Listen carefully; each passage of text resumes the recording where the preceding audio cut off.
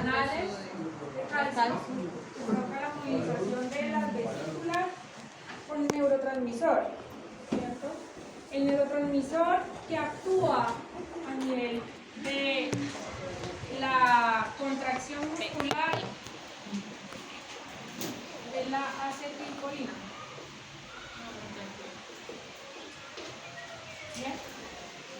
¿Se libera dónde? ¿Cómo es que dijimos que se llamaba esto?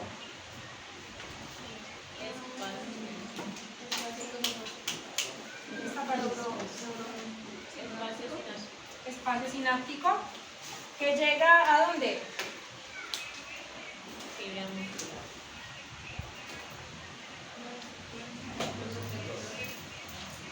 ¿Dónde llega?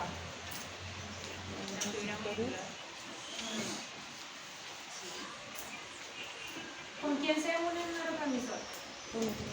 Les dije. Exacto. Los receptores que hay acá son receptores nicotínicos tipo 1.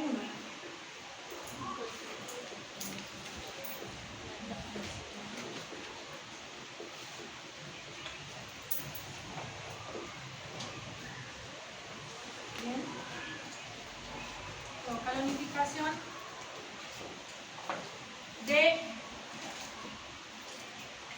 receptor con neurotransmisor, ¿cierto? Estamos hablando del receptor. Y con el neurotransmisor. Nicotínico tipo 1 y el neurotransmisor acetilcolina. ¿Bien? Dijimos que una sinapsis química me va a ayudar a generar una sinapsis eléctrica, ¿no? Entonces, esa sinapsis eléctrica me va a generar despolarización del sarcolema.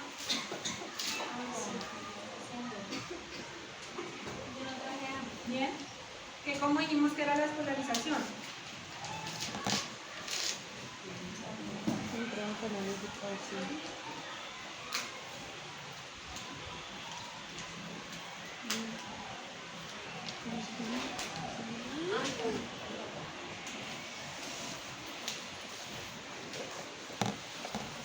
Se vuelve la membrana positiva adentro, negativa afuera. Y eso provoca la apertura de otros dos canales, activados por voltaje, ¿bien? Que son canales de calcio y canales de sodio. ¿Bien?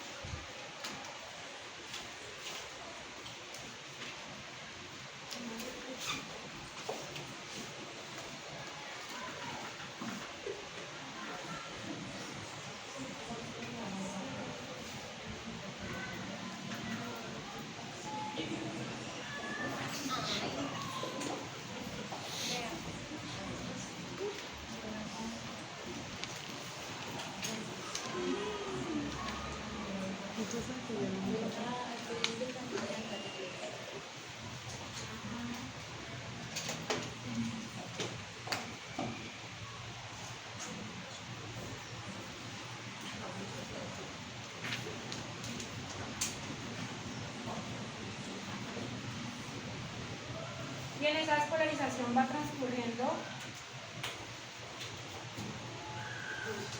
hasta otro canal que es el canal de diaminopiridina, que está dentro de los túbulos T. Bien, y ese canal es exclusivo para que permita el ingreso de calcio del exterior también. Dijimos que el túbulo T conectaba con el líquido extracelular. ¿Qué dice allá abajo? Diaminopiridina. Lo dibujo así feo, pero...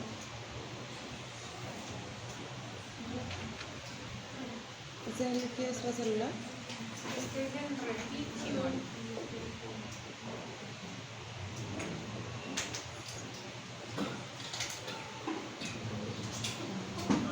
Retículo sarcoplásmico, que también va a ser despolarizado y él tiene unos canales canales, recuerden que él es un banco de calcio. ¿Sí? O sea que tiene mucho calcio adentro.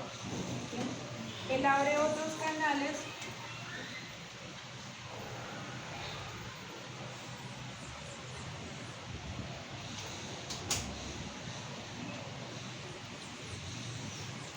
Son los canales de rianodina, que son los que me permiten la salida de ese calcio. Bien. Dentro del líquido intracelular de la fibra muscular. Bien. Entonces, bueno, estoy aumentando los niveles de calcio adentro para que inicie ¿qué? La contracción muscular. Entonces, volvemos ahora hacia la parte más microscópica, que son los miofilamentos del componente muscular. Ahora sí a unificar todo lo que acabamos de aprender.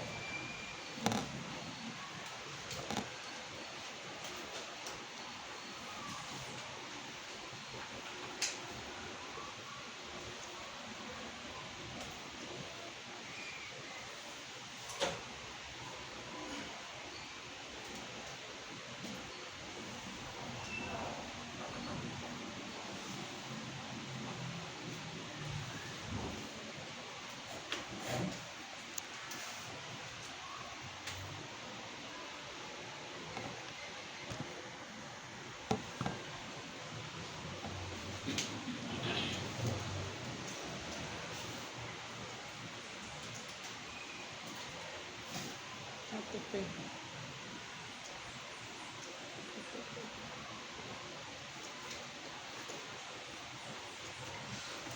Bien, entonces ese calcio se empieza a aumentar dentro del líquido intracelular, porque me está entrando tanto por este que está saliendo del banco,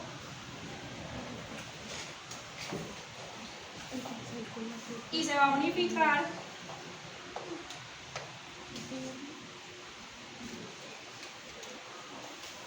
¿con quién? ¿Con quién dijimos que el calcio se une? Con la Troponina.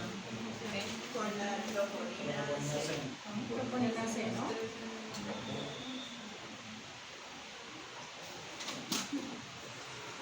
¿Cierto? ¿Y qué dijimos que ocurre después?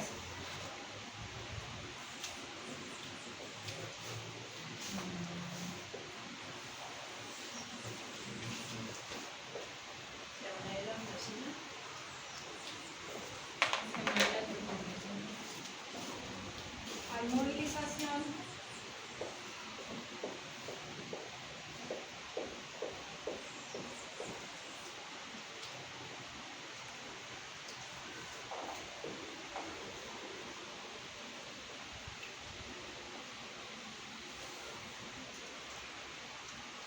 de la troponiosina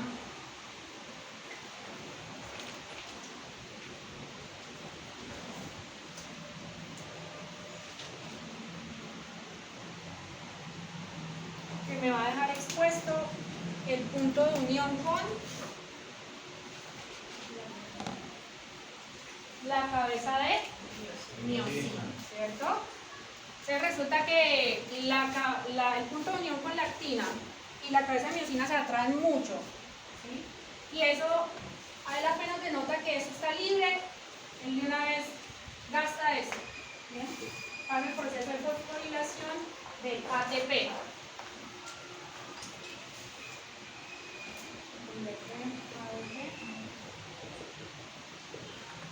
Más fosfato.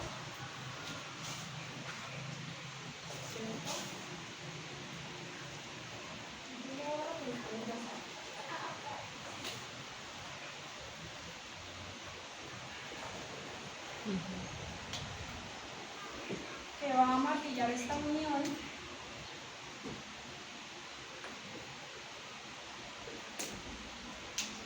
con el punto de unión específico de la actina.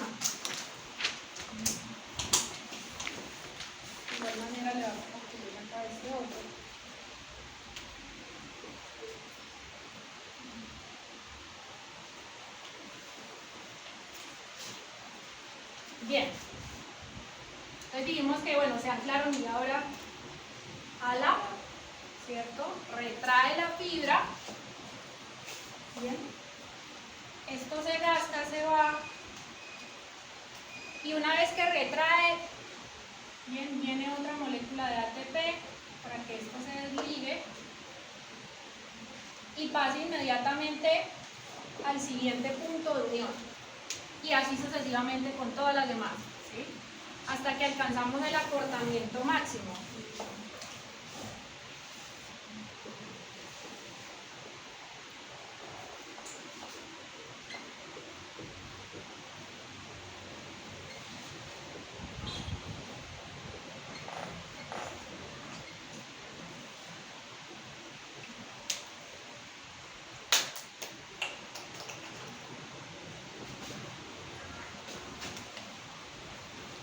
¿Bien? Alcanzar el acortamiento máximo. Listo, y ahora, ¿qué tendrá que ocurrir para que todo esto pare? Porque si no tendríamos un calambre. No, en serio, un calambre.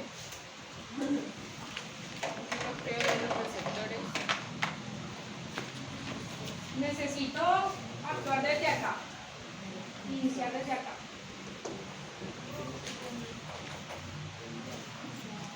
Yo les había hablado de que por cada neurotransmisor hay una enzima que la degrada. Entonces viene una enzima que se llama, ya la habíamos nombrado,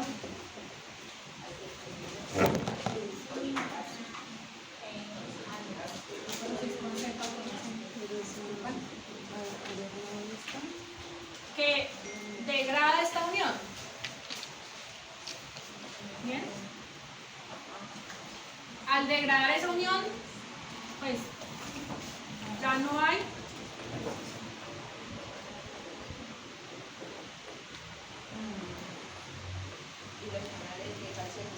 y de una vez todos los canales, exacto, que se habían, porque ellos son activados por voltaje, se cierran, incluyendo el de diaminopiridina y el de rianodina. ¿Bien? Ya no tengo más ingreso de calcio, pero sigue habiendo calcio dentro. ¿Bien? Y es el calcio el que me está provocando que aquí se pueda cortar la fibra. Entonces tengo que hacer algo también con el calcio.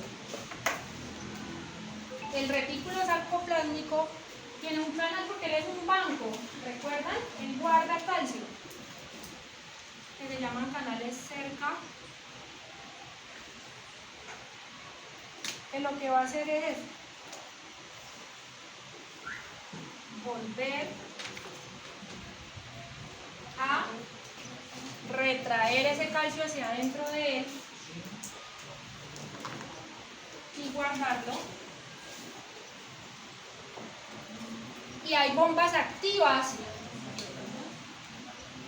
Bien.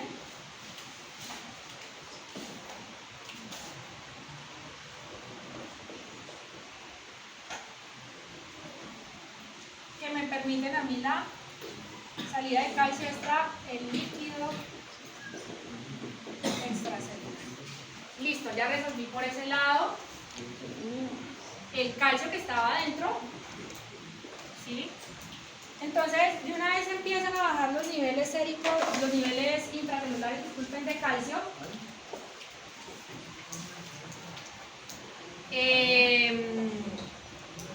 Esto. ¿Sí? Empieza a desligarse. Señor, bueno, ya me voy. Se acabó la activación, ya escucho de todo. Me voy.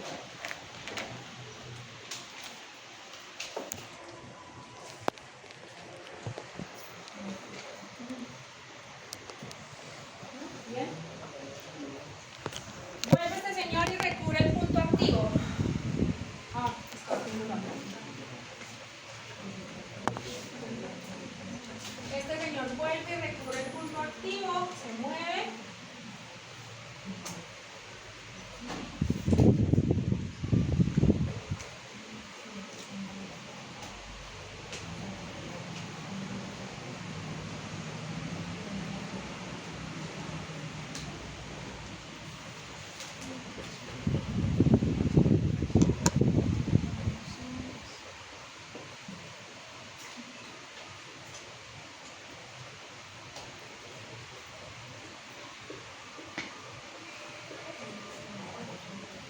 ende, ya no hay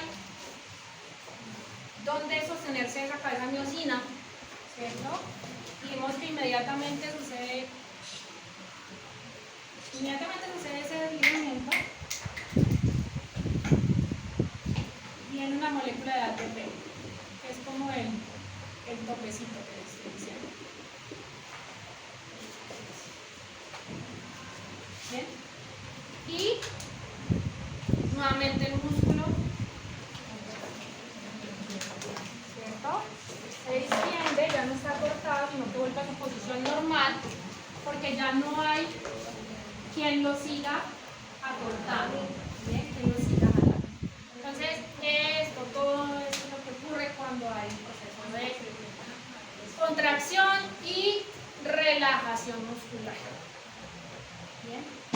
¿Alguna duda? Vuelvo y repito. ¿No quedó claro algo? ¿Quedó claro todo? ¿Pregunto?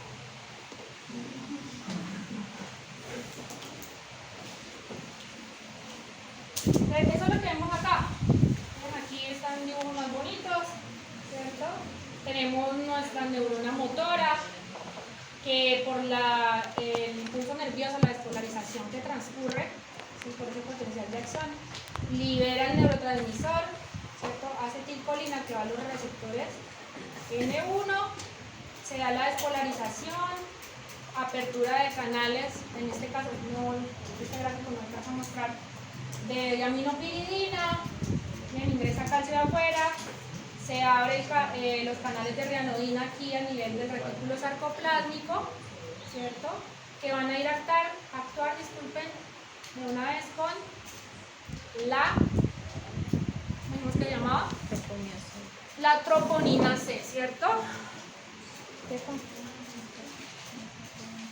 Entonces,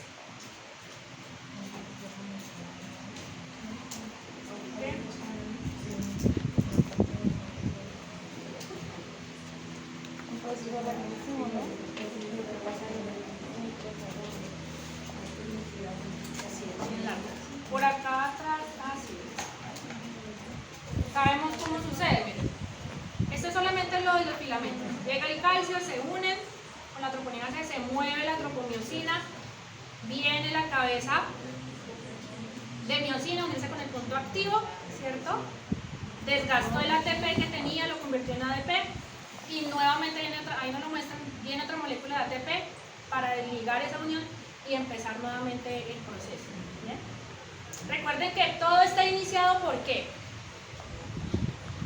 El acortamiento de la musculatura, todo está iniciado inicialmente por un solo proceso. Si no se da ese proceso inicial, no tienen nada. La despolarización de la fibra motora. ¿Sí? Si yo no le ordeno a mi brazo que se mueva, nunca lo va a mover. ¿Bien?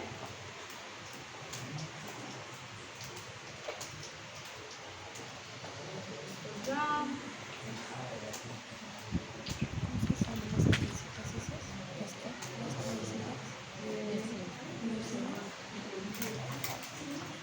Las miosinas son como una palanca. Exacto, una palanca. Entonces vamos a ver este video, acá nos explican nuevamente todo ese proceso que vimos ahí. Contracción del músculo esquelético se llama sarcómero. Tenemos el músculo esquelético que está formado por haces, los haces están formados por fibras y las fibras por miofibrillas. Esas miofibrillas tenemos dos tipos, las delgadas que son las actinas, filamento delgado que es la actina y el filamento grueso que es la miosina. Recuerda, el sarcómero es la unidad funcional, se encuentra entre dos discos Z. Hoy vamos a ver el mecanismo de la contracción que es muy importante que lo sepas. Como puedes ver ahí, los filamentos delgados y gruesos. Veamos qué es lo que ocurre dentro. Los iones de calcio, que vas a ver en morado ya mismo, se unen a la troponina C. Estos son liberados por el retículo sarcoplasmático. Al unirse a la troponina, esta cambia de forma y provoca el desplazamiento de la tropomiosina. Este desplazamiento que estás viendo deja libre al sitio activo de la actina. ¿Para qué? Para que la cabeza de miosina se pueda unir. Recuerda que la cabeza de miosina debe ser activada antes de que el mecanismo paso a paso de la contracción empiece. Esto ocurre cuando el ATP se une a la cabeza de miosina y produce la hidrólisis. Se produce la hidrólisis de este ATP dejando ADP y un fosfato inorgánico. La energía liberada de la hidrólisis del ATP activa la cabeza de miosina. Entonces, la cabeza activada se une a la actina. Vamos a ver cómo se une. Mira, se une a la actina una vez que ya está activada y se libera el fosfato inorgánico. Esto produce que la unión se fortalezca. Se fortalece la unión. Y ahora viene el golpe de fuerza. El ADP se libera y la cabeza de miosina se desplaza. Es decir, la cabeza de miosina desplaza el filamento de actina hacia la línea media.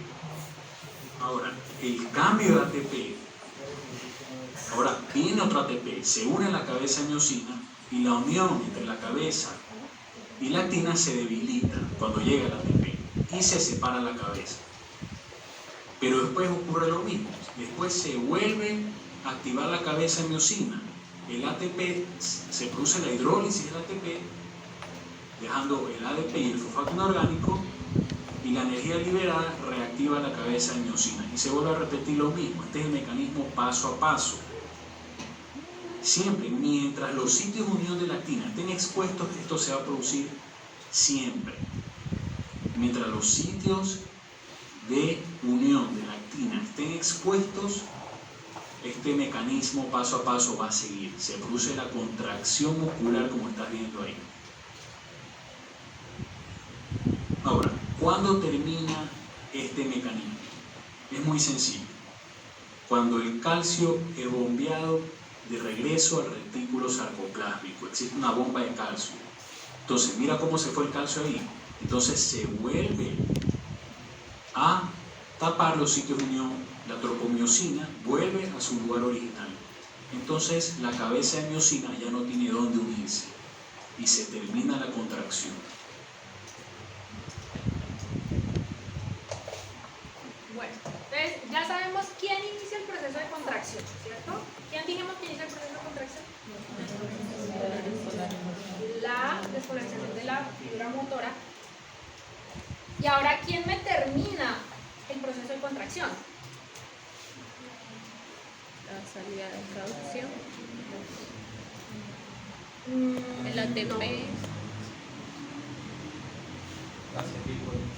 La acetilcolinesterasa. Si sigue habiendo acetilcolina liberándose, si va a continuar la despolarización, va a seguir entrando calcio, ¿cierto? Entonces, la acetilcolinesterasa es la que me termina el proceso de contracción.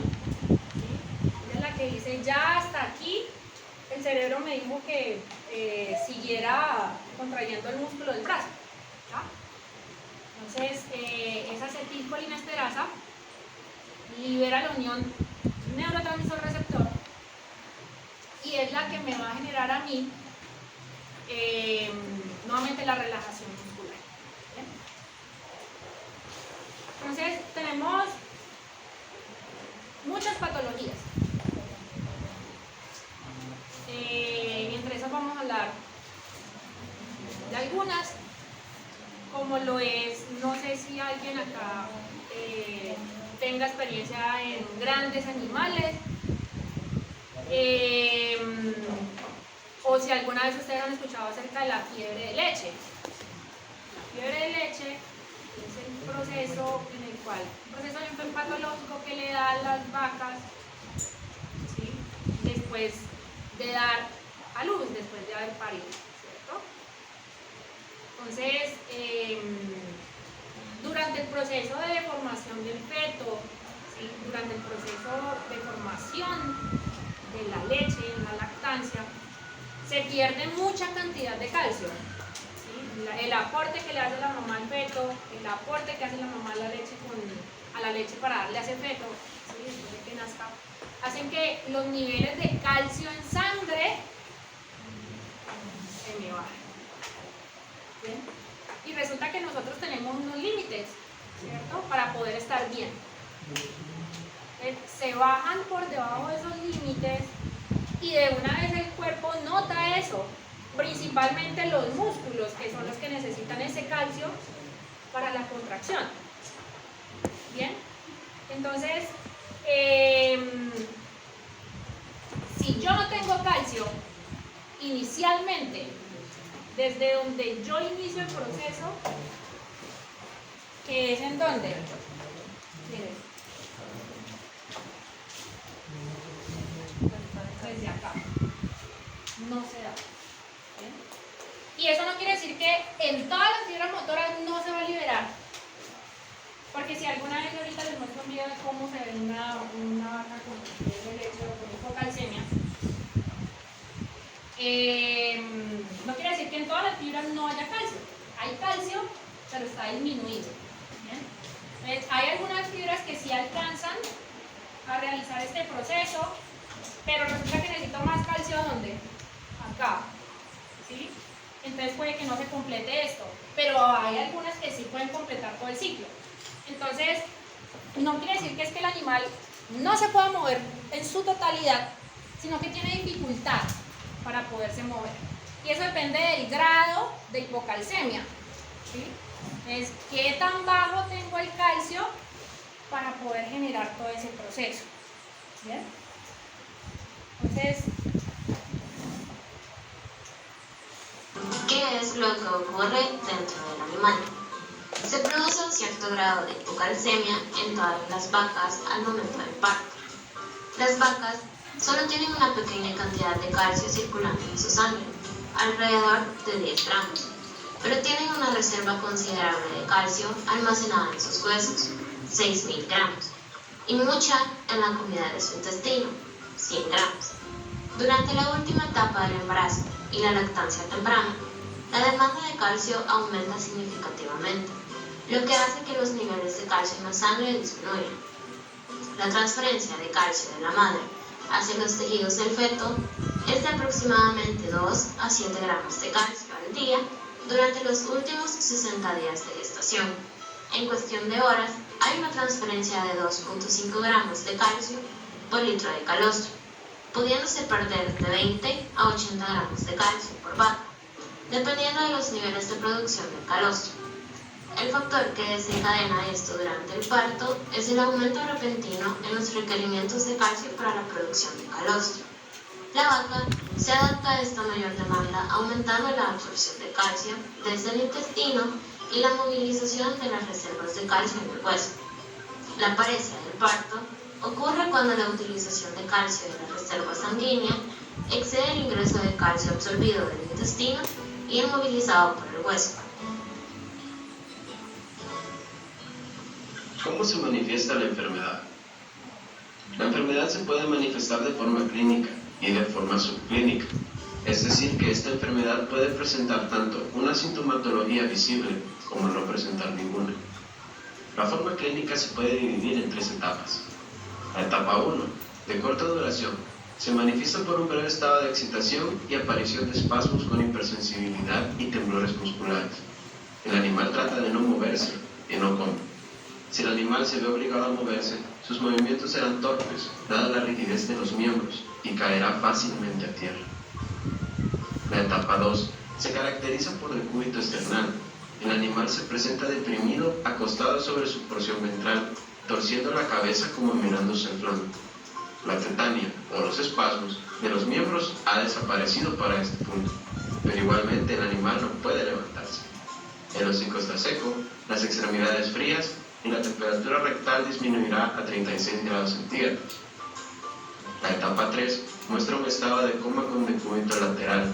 El animal no puede levantarse y se produce un cúmulo excesivo de gases.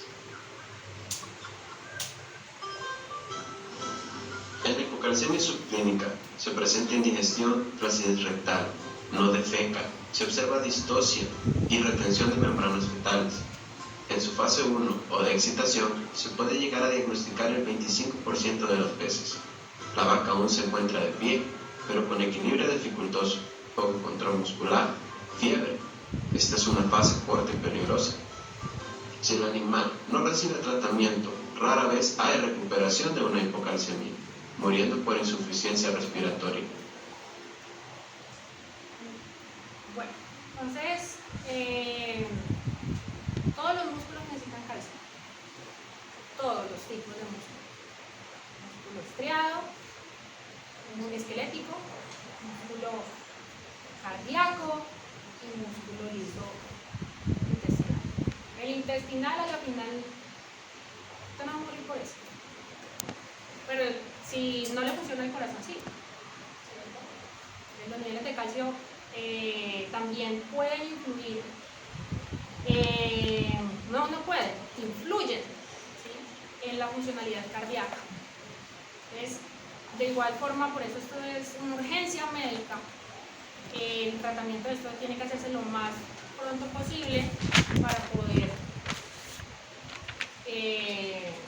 prevenir que no se nos vaya a morir ese niño. Entonces, ¿qué es lo que uno hace? Aplicar gluconato de calcio, que es un medicamento, ¿sí?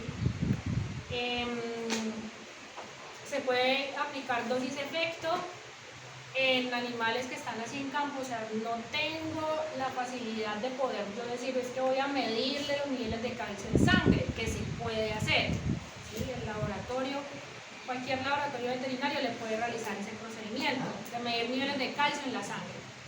Pero si está a 1 hora de Neiva y no hay ningún laboratorio cerca, ¿qué van a hacer? ¿Cierto? Primero, los signos clínicos. Los signos clínicos son muy similares a los de el daño en el nervio obturador, ¿cierto?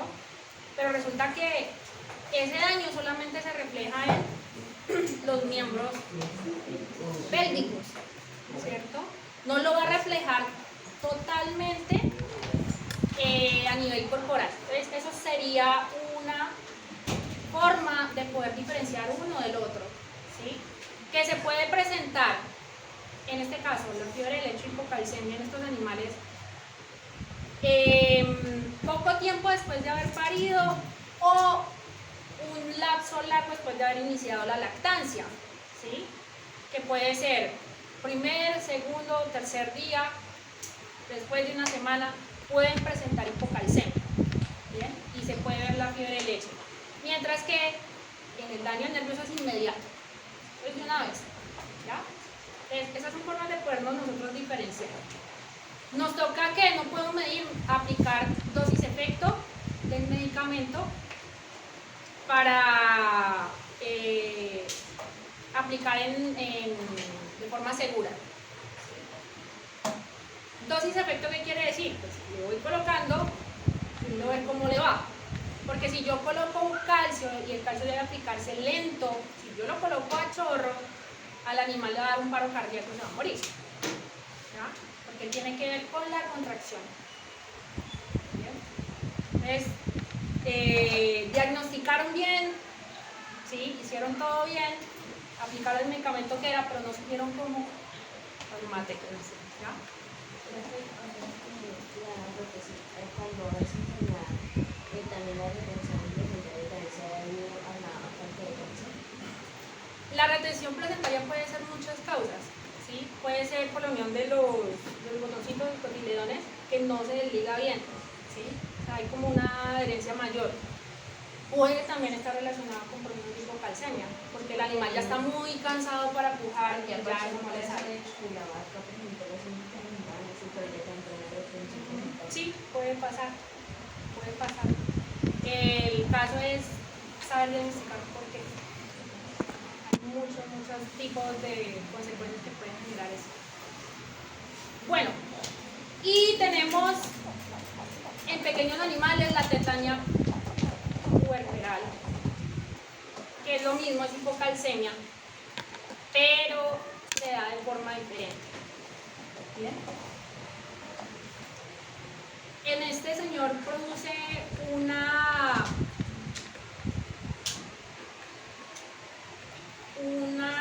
mayor acumulación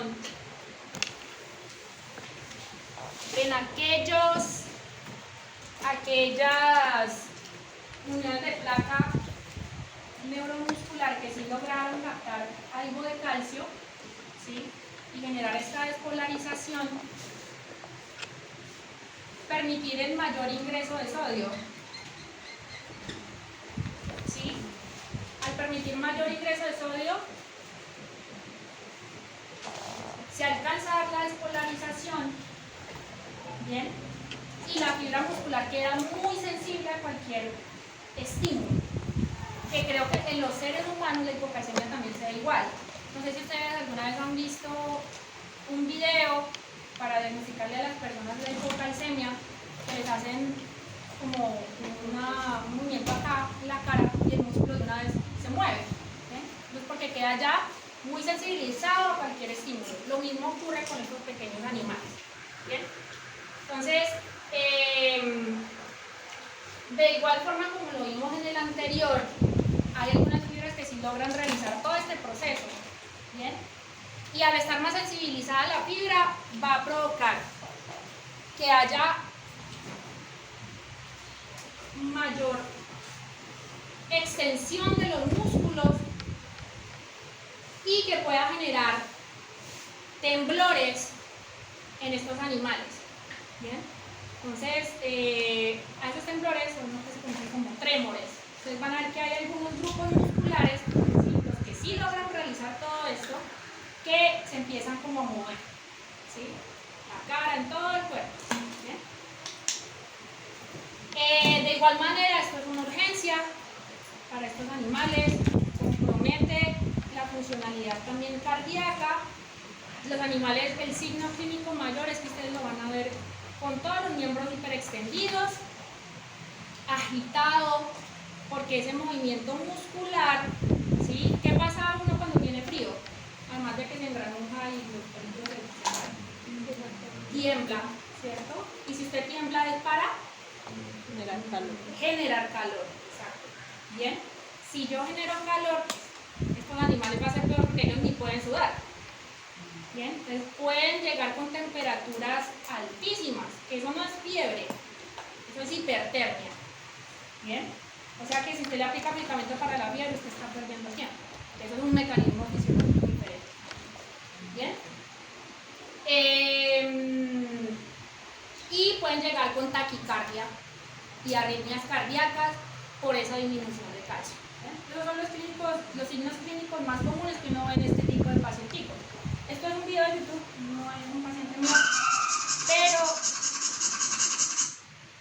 tal cual, como ustedes lo ven aquí. ¿Ya?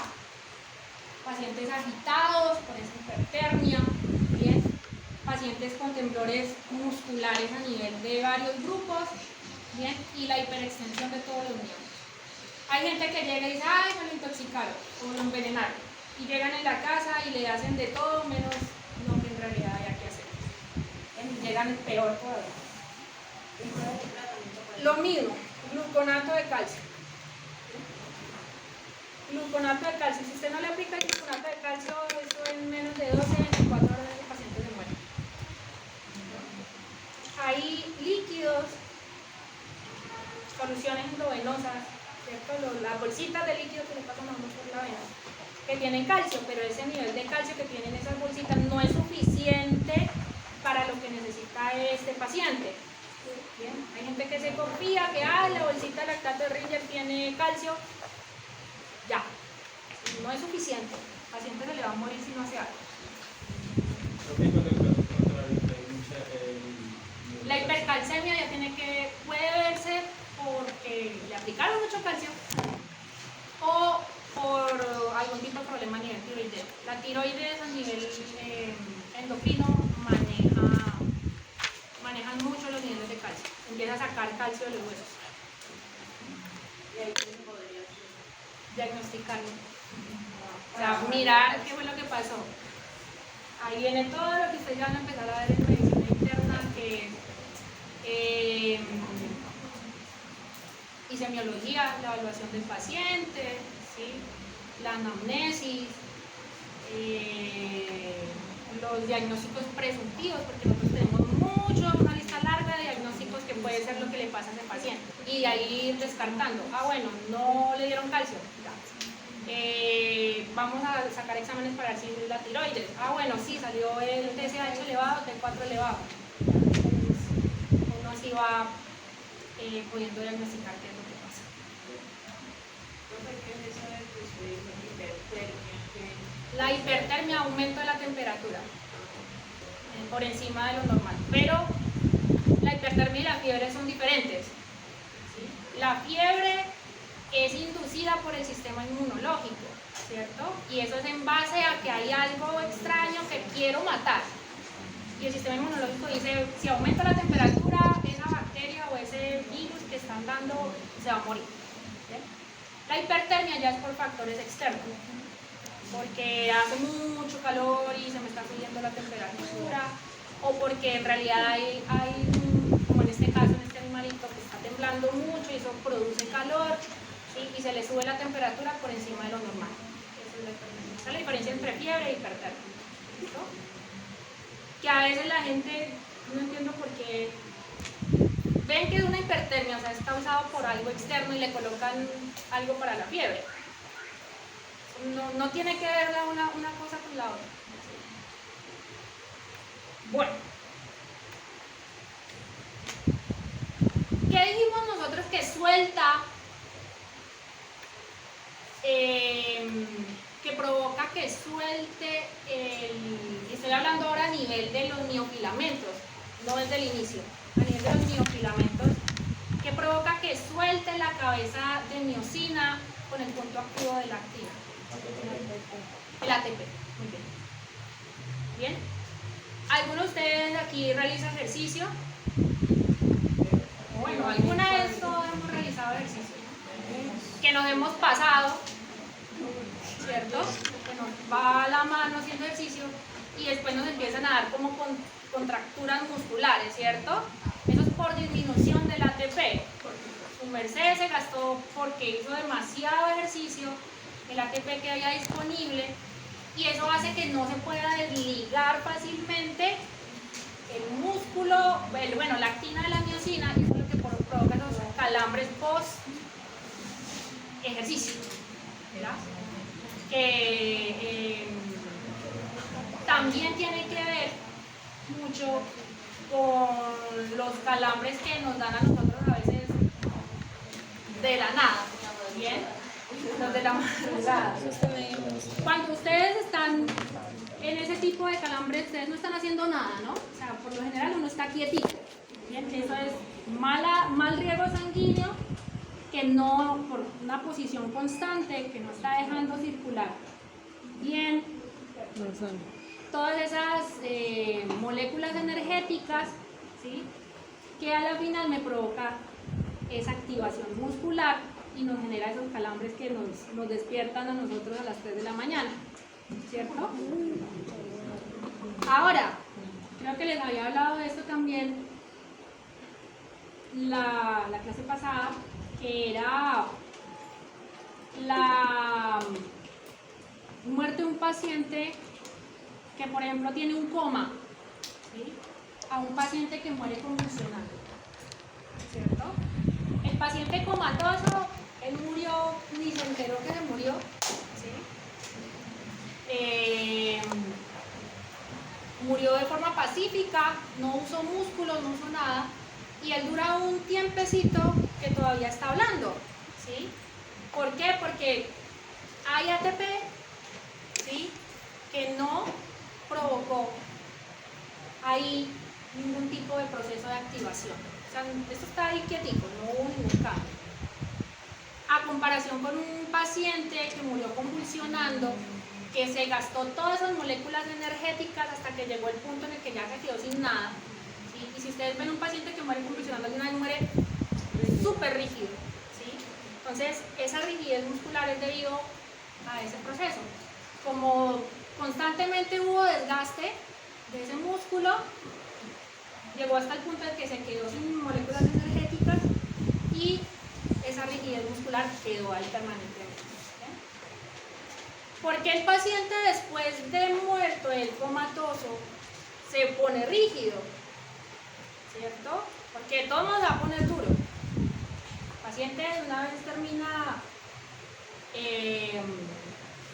con ese rigor mortis, ¿bien? Porque a pesar de que nuestro corazón dejó de funcionar, o ese animalito dejó de funcionar, las células todavía siguen vivas, ¿ya? Entonces las células no son bobas, ¿sí? Ellas van a decir, yo voy a permanecer vivo lo más posible, y empieza a gastarse ese ATP. Por eso es que después de un tiempo, cuando ya se quedó sin moléculas energéticas, ese paciente se pone rígido, ¿bien? Esas son las dos explicaciones fisiológicas de esas dos cosas.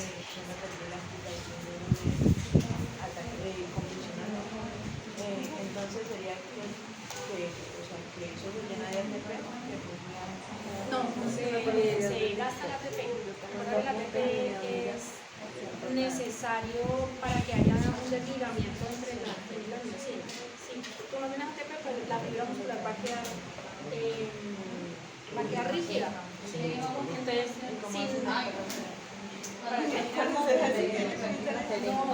yo hablo cuando se muere. Sí, y antes que comience.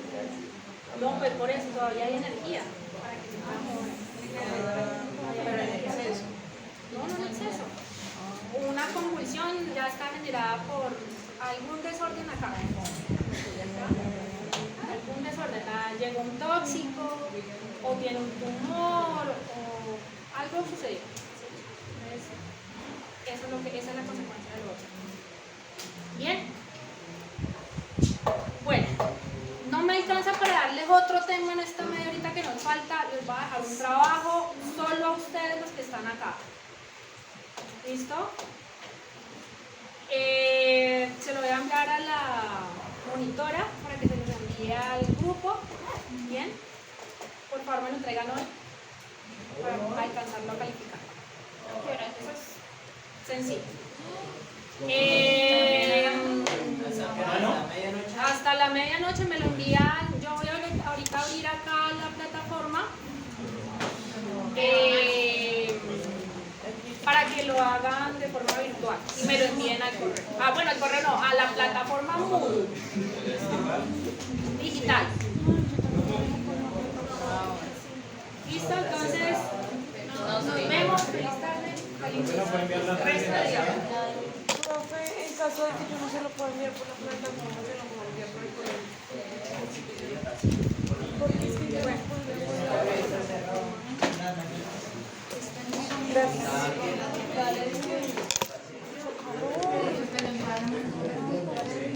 La biblioteca. ¿La pausa?